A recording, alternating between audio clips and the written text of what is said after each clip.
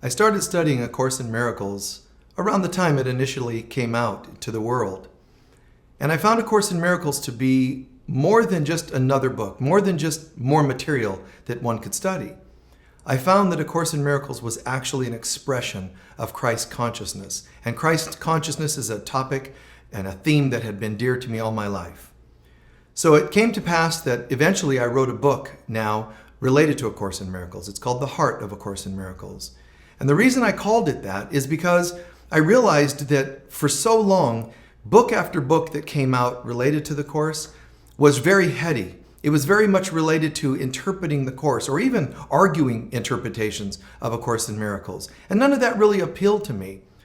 So I realized it's time for something different. And without really consciously planning it, something happened. One night when I was asleep, I had this interesting vision, and I'm not going to go into it in vivid detail because it's not what I'm trying to promote. It's not what I'm trying to say to the world is, wow, I had a vision. A lot of people have that and use that as part of their promotion. It's just not what I'm looking for. But I will say this much. In this vision, I was holding a disc, and this disc had certain geometric symbols on it. And when I was looking at the disc, it seemed like it was downloading ideas to me. And at first, I just looked at them to be concepts or ideas and themes. They were really beautiful, really powerful, really interesting. So I was like, wow, this is just deep.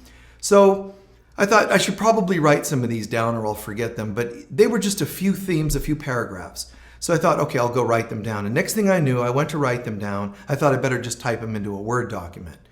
And I don't really type other than with two fingers. So I did my best and I typed those in, but I realized that more kept coming. So it's as though being in the presence of this disc, and it's not the disc, it's just really a symbol. So I don't want to get overly focused on the disc, but it's as though it became, they say that a symbol is worth 1,000 words, and it's like that. That symbol itself became, one picture worth 1,000 words. It became something that could download information to me. So it continued. Even as I woke up and I was typing, it just continued. So before I knew it, morning finally came and the basic layout of the book was done, and all in that one morning. I did continue to add to it, and of course it needed editing and so forth, but all of this happened quite quickly. So if I may share with you just briefly, this book ended up having 3 parts. The first part is explaining all about some of the pieces that I couldn't put in the later book that didn't fit in, but all about A Course in Miracles and its origins that people forgot. A lot of folks think it's just sort of a clinical, spiritual book, when in fact it's got all this deep, rich history. So why are we leaving that out? I thought, well, it's a metaphysical book. It's not supposed to be so clinical or psychological, although it is including that.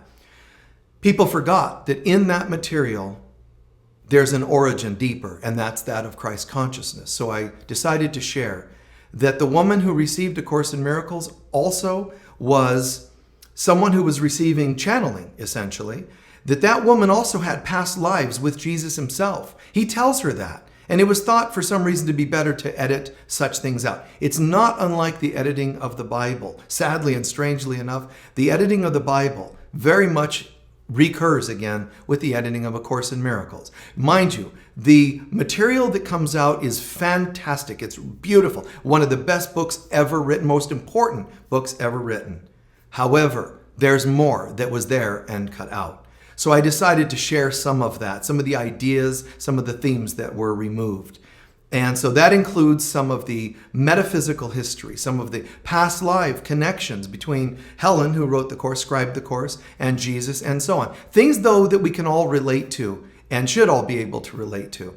So the first part of the book also, though, goes into prayer, meditation, the how-tos, and so forth that are really in the Course, but simplifying them.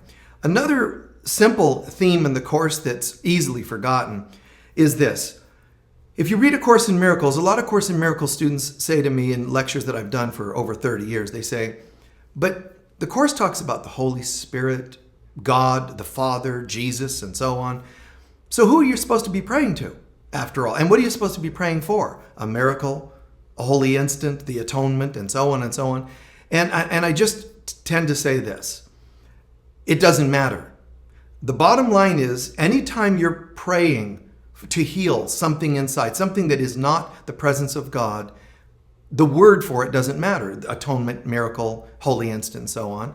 And then who you pray to, the Holy Spirit, Jesus, they all pretty much just see each other. That's all. Don't worry about it. They all see each other. So if you pray to Jesus, Jesus will let the Holy Spirit know. Pray to the Holy Spirit, the Holy Spirit will take care of it and copy everyone. And I say that in certainly to some people it sounds irreverent. It's actually deeply reverent to say this. To help people understand, don't sweat it. We're not supposed to be sweating a relationship with God. It's supposed to be easy, and we should be able to laugh at ourselves a bit.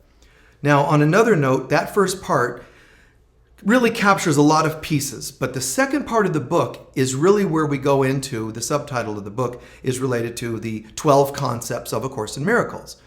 So the second part of the book is covering the 12 main concepts in the Course. You will not be able to look in the Course and have it say, here are the 12 main concepts. These had to be extrapolated, partly because of the way it's edited, but also it was a bit of my own decision. So it feels guided as a decision, but certainly Course purists could argue that there's not 12 concepts, there's 14 or 18 or 3, whatever they decide to believe in. But I did look into it and decided to focus on 12 main concepts. Concepts that seem, and they're all paired. So they might be like reality and illusion, oneness, separation. They're things that are paired like that because they seem opposed. There's nothing really opposing the one side of the list or chart, which is God, but they seem opposed. And so they not only are set out in pairs for the reader and for the student, but they're also shared in a fashion that are seemingly progressive or digressive, meaning we start in oneness with God and we move on down to separation, and from separation it begins. Everything from judgment, guilt, shame, down and down the list we go, until it finally concludes, strangely enough and beautifully enough, in holy relationships versus special relationships.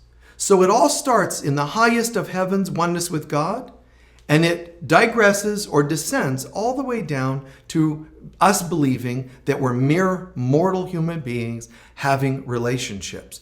And the Course is trying to explain that no matter how far you fall, so to speak, down the chart, it's first of all just a dream. We're not really digressing, it just seems like it. But no matter how far we fall down the chart, down the list of digressions, at any moment we could choose again and begin the progression back into God. We could have done this in the beginning of time. We could do it today. And in fact, we need to do it today. So for example, instead of choosing judgment, we would choose forgiveness. And when we get all the way down the list, holy relationships versus special. If we choose codependent relationships, we're continuing the digression all the way to its worst form. Hatred, separation, argument, and so on. But if we turn it around by using the proper side of the chart or list, we revert to or refer ourselves back to holy relationships. We slip back into what God intended us to experience. So holy relationships become the cure to the whole digression. It's amazing because our origins of falling start with our relationship with God and our descent or separation from God, or our seeming separation. And notice that's a relationship. When we get to the bottom of the list, we're just back to the beginning, in a sense, because we're back to our relationship with ourselves and each other. So that's why it's so emphasized, so strongly emphasized in A Course in Miracles. Heal your relationship with yourself and others, and you are by default healing the original faulted relationship, the separated relationship, the one we have with God. The third part of the material, the third part of the book, is very deep, very profound, beautiful, but it also brings everything else together. And so the third part of the book explains, just like the ending of the text in A Course in Miracles, notice, and it's not an accident, it ends with revelation, it ends with our awakening. There's a reason for that. All that text was building towards that one point, our awakening. And the word revelation means for God to again be revealed to us, for us to again see the presence of God and experience the presence of God. So when we get to the third part of the book, I actually do a bit of a comparative between A Course in Miracles and the book of Revelation in the Bible, because even though a lot of people interpret that to be dark material in the Bible, it's really saying the same thing, but interpreted, because the Course tells us that revelations are highly individualized. They're not going to be the same for everyone, because each of us, as we're being awakened and we see God again, and the veils are thinning out, our own stuff is in the way, so each of our own processes and moments of awakening are slightly different, sometimes majorly different. So the book ends with that coming together, how we have again our experience with God, and I do a comparative showing how the book of Revelation was basically saying, when you're going to awaken and you start dedicating yourself to the path, certain things are going to happen. I'm not going to detail them all here, but certain things are going to happen. Generally speaking, you will have to learn to take a self-inventory. You'll notice that this summary I'm giving is going to sound very similar to the gist of Buddhism as well as 12-step programs. You cannot have an awakening without having an honest self-inventory. And that's how the book of Revelation begins, what the letter to the 7 churches, but it's also what A Course in Miracles is telling us we have to do. And in brief, we go through this self-evaluation, self-inventory, and then we start having awakenings. We start getting in touch with who we really are, but who we are not has to fall away. So there's the process of the old falling away, the new being born. We sort of evolve ourselves. If I were using metaphysical terminology or symbolism, we evolve ourselves from our lower chakras up to the heart. And that's where we're sort of living back in the real world, as A Course in Miracles calls it, or our right mind. The fallen self lives in the lower few chakras only. I'm not shaming or wronging the lower chakras. I'm saying they symbolize our fallen self, if not brought back into the light and alignment with God. By themselves, they symbolize our state of separation. But as we awaken from our wrong-mindedness, judgmental thinking, separative thinking, we awaken and we come back to the heart.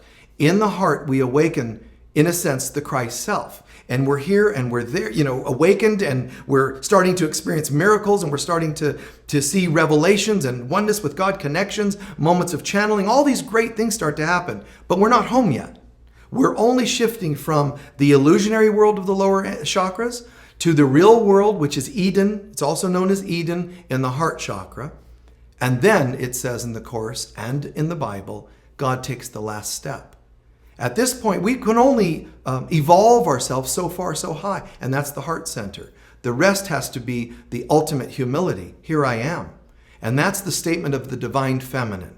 We can't fully birth the Christ self without bringing in the divine feminine first, because it needs a Mary to give birth to a Jesus, and that's metaphor, mind you. But it takes the divine feminine to give birth to the Christ self. And when I say Christ, let's be careful to not turn people off that are maybe scarred by old religion and such. The word Christ, the name Christ, the term Christ simply means the divine self. So for that divine self to be born again, from the human self to the divine, we really use the divine feminine, that's also known as the Holy Spirit in the Course. So the divine feminine becomes our ultimate guide.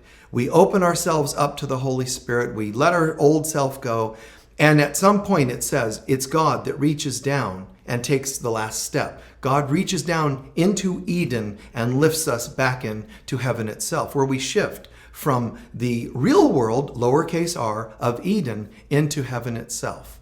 And that's how it all comes to a close. And it's detailed and outlined in the book, The Heart of A Course in Miracles, I think beautifully so. But what would be amazing is for other folks to read that and start having their own revelations, because that then starts to describe not book and material, it starts to describe experience and their own sense of returning to oneness with God. So I pray that you'll enjoy the book. I think you will. And do what you can to spread the word about the book, because what's happening is that this material is announcing to the world the old version of A Course in Miracles interpretation, the old style of interpreting A Course in Miracles is fading away. Still has had a value, and especially for those who have enjoyed such. But we're now moving from analyzing interpretive versions of A Course in Miracles rather to experiencing and feeling the experience of A Course in Miracles. And I'll close with this, because one of the quotes I wrote in A Course in Miracles, one of my own notes in A Course in Miracles, my book on the heart of A Course in Miracles, seems to have been enjoyed by a lot of people. One person in particular, my friend Alan Cohen. And he's been out there using this quote a lot from the book. And he says he really loves Michael Mirdad sharing the following. And that is that as soon as you begin analyzing A Course in Miracles or any other material, technically you're once again crucifying the Christ. And that means a lot of things. It's a very deep concept. Every time you kick your head into gear and not be in that state of feeling and receptivity for God itself to guide you, you are once again crucifying the Christ within yourself. So I pray that you understand that the heart of A Course in Miracles is an attempt to bring everything back and allow ourselves to re-experience who we really are, the Christ self. Thank you.